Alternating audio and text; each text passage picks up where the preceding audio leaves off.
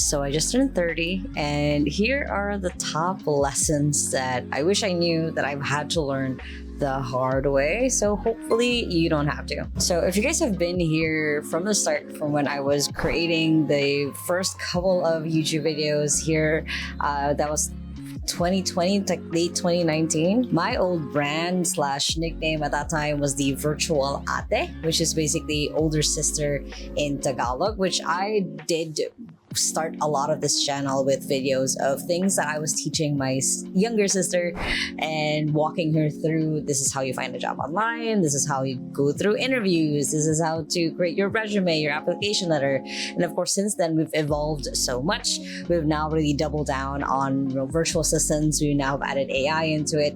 And in a lot of cases, I've also brought you guys on my trips when I go through different countries, when I do vlogs when I was in Vietnam, Japan, and different places.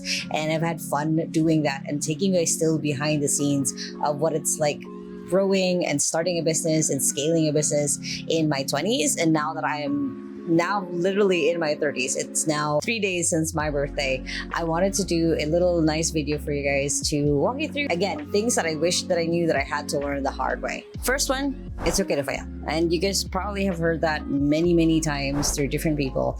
It's okay to fail and not do well on something. And this is something that for me, I'm an eldest granddaughter.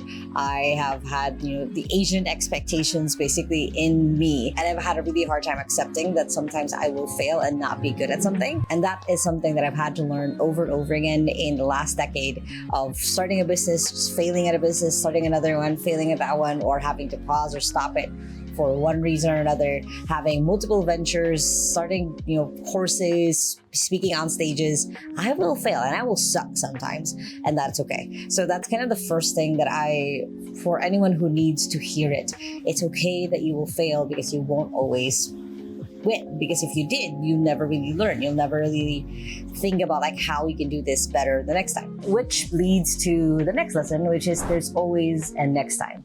And this was something that I had to really learn hard as someone who almost died when she was 18, basically through a super typhoon, that I thought this is the last time I'll be able to do this.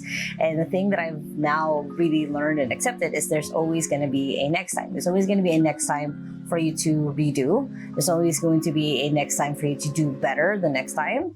And there's also going to be second times where it happens again, but then you get to react differently. You get to take action differently. You get to move forward differently because hopefully you've learned from the mistakes that you've made the first time. So if you think I'm traveling to this country or this city, or I'm experiencing this only just this time in my life, keep in mind that there is an opportunity for a next time. And you'll never really know when it is, but just keep that in mind, that there will always be a next time. It doesn't have to be that this is your only chance, this is your only opportunity. You can either find more opportunities or you can start creating them on your own, but there's always going to be a next time. And funny enough, this also leads to the next lesson of make and take memories. And what I mean by this is in my mid-20s, right as I turned 25, my mom sadly passed away with cancer. And for some of you guys, you might or might not remember that time, depending on how long you guys have been here.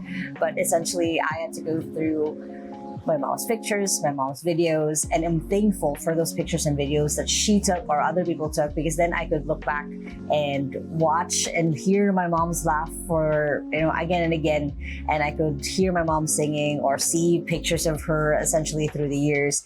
So that's a main thing that I have been doing more and more, is I've been just taking more pictures, more videos.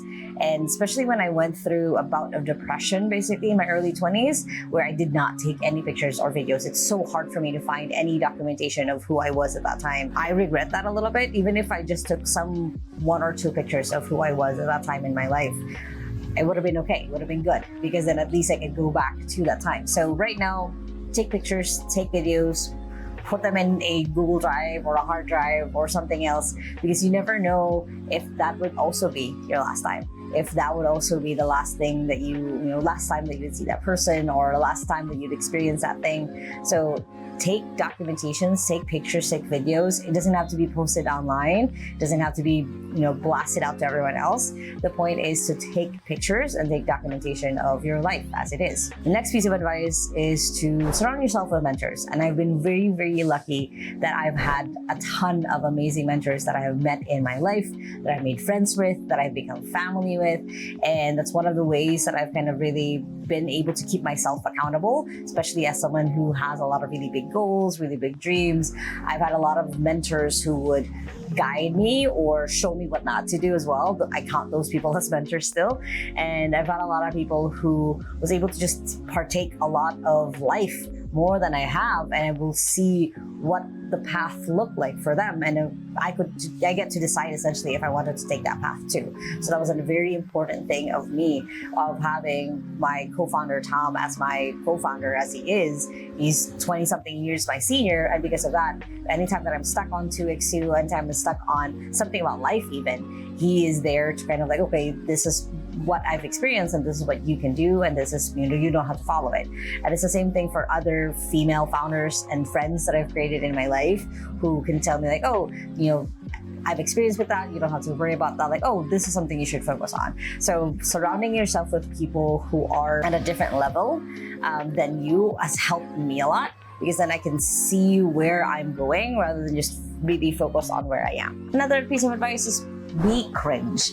And that's something that I've had to really accept with myself, again, especially as the eldest daughter, millennial, who is just trying to figure out everything else in life. It's okay to be cringe, because it's with the cringe that you learn what are things you like, what are things you don't like. I started this whole YouTube channel now at 40,000 subscribers with just me with my phone, like just doing this and talking to posting it on Facebook, and it felt super, super cringe at that time. And now, 6 years later, we're growing, we're doing this life. This is, I'm traveling all over the world, and I started with that cringe version of myself, making videos, talking to myself on my phone, and it was okay. Turned out okay. Just because it's cringe right now doesn't mean it's going to be cringe forever. It's okay. Embrace the cringe, basically. Another piece of advice is that you won't always love your career. You won't always love the thing that you're doing right at that moment, but always just think of like, what is this turning into? And that's a reality for me, at least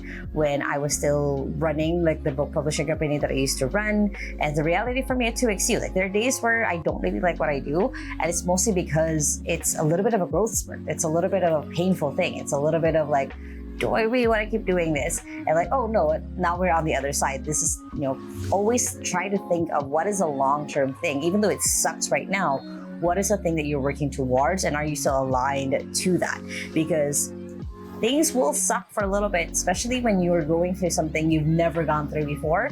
And I've had a lot of those experiences at 2XU, where I'm going through something in my business where I'm like, I've never had this before. I don't know how to react. I don't know how to do this. And again, learn from mistakes. Know there's always a next time, and then document it, because you can then look back and like, oh yeah, we were at this stage. We're at this weird, awkward stage, and now we're here. So that it's a good way to look back and learn again from that next lesson for the next time. Next is people will always show you who they are, and you just kind of have to believe them. For me, this was a really hard pill to swallow, because I always love giving people the benefit of the doubt. I love giving people chances, mostly because for me, like whenever I'm given a second chance to prove myself, I always do rise out of it.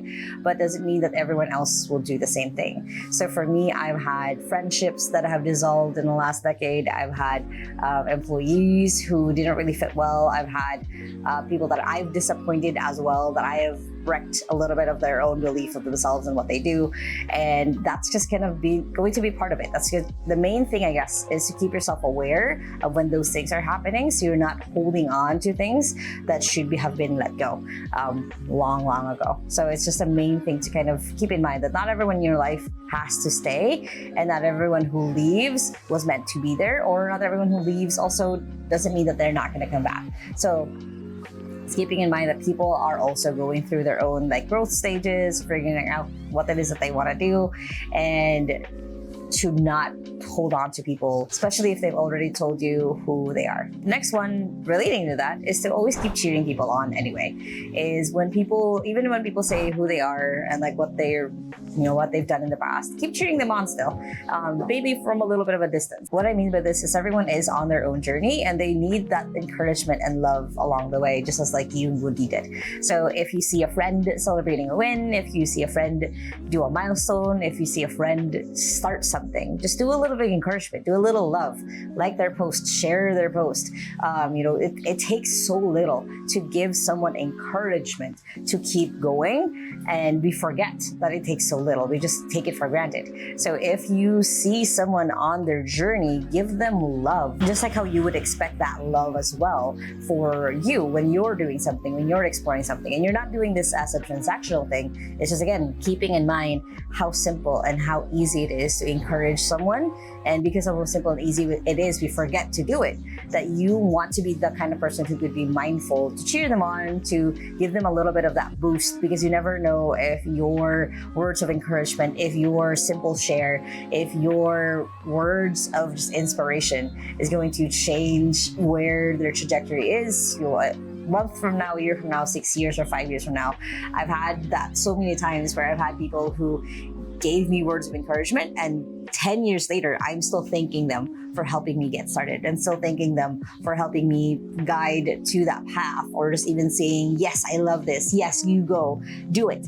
I still go back to those people and thank them for being that kind of person for me, for getting me to where I am. Next is learn when to hustle and when to pause. And this is an important thing for me as an overachiever, as a natural overachiever when it comes to most things in life, is I was thinking over all my 20s, I'm going to hustle. I'm just going to grind. I'm just going to go through it. And for the most part, that was important. For the most part, that was the thing that I needed to do. But I also needed to learn how to take a pause, how to take a break, how to re-pour into my cup, or else I was going to keep burning out, and then I won't have enough to douse myself with water, basically. I'm trying to go with the metaphor here. But basically, learn when are those kind of seasons and eras of your life where you do have to grind and push and get it to the next level, and when is the era for you to pause and take a break and take a long walk through the park to kind of get yourself you again. Because there's always going to be times in your life where you do have to grind. You have to keep in mind, this is not the last time. There's also going to be a time in your life where you do have to pause and take a break, and you have to keep in mind, this is not going to be the last time. There's always going to be a next time. There's always going to be something else that you can do. This is just that part of your life. It doesn't have to be forever. It's just this chapter of your life. You're just doing this. So then the next chapter, either it's easier, or then you just learned essentially what you don't want to do. And the key thing that I'll probably wrap up this video with, and this is something that, well, two things, honestly. This is something that I always say at the end of the video. One is that small steps matters. And there's a reason why I say that in the end of every video that I do here on YouTube. And the reality is that it is. Every small step that you make towards the person you want to become matters more than if you were just in a standstill. Matters more than if you were just like sitting there not really doing anything towards the person you want to become. Small steps matters because it shows consistency versus intensity. It shows like, hey, I can do a sprint of like 100 meters, but then can't do any more, versus like if you're just taking that one small step at a time to get to where you want to be, it makes you, lets you go further basically than doing jumps and sprints every single time. And the last thing that I'll leave you guys with is something that my mom taught me. One of her adage always, everything that happened in life, she would always say, everything always happens for a reason. You might not see it now, you might not see it tomorrow, you might not see it like a month from now, but you will see how your story ebbs and flows, and how things you had to lose something here to gain something here, or to gain something here but you have to lose this so then you can keep this. So there's always going to be times in your life where it looks like that, where you'll have things that doesn't make sense at the time, like why is this happening? Why does this keep happening? But the reality is, if you have kind of that self-awareness to learn from the mistakes, to keep in mind that this is not the last time, to have mentors, to have the right people around you, to give the right people the right chance, to encourage people, and all of the lessons that I've gone through in this video so far, you'll see that those things had to happen for a reason. And the main thing I'm honestly looking forward to in my 30s is a little bit just more confidence with myself. Like I was so insecure in my 20s, as most 20-year-olds are. And I had to realize that the hard way. And I had to learn who I really was at the core. And I've been enjoying doing these videos with you guys. I've been enjoying creating a lot of the content here on YouTube, TikTok, everywhere else you guys have probably hopefully seen me. Mostly because this is essentially the things that I've chosen from the lessons that I had to learn the hard way. So if you're in that space right now where you're learning all the lessons, you don't know where you're going, you don't know how this is going to make sense in the future, just keep going, because again, small steps matters. So if you guys like this video, if you guys have any questions, any other videos you want me to do in the future, I love doing kind of off the cuff videos like this with you guys, and not just really focus on the career and AI side, which I do also love talking about. Let me know in the comments below. Make sure to hit the like button, comment any questions or any other future videos you want me to do. And of course, if you haven't yet, make sure to hit the subscribe button right there so you don't miss any of the videos every Sunday, typically every Sunday, on how to have a career online, especially with AI. And if you're a business owner and you want to scale your business with AI, make sure to check out my second channel right here and check out the latest video right here. Hope you guys have an amazing day. And again, remember that small steps matters. And I'll see you in the next video. Bye.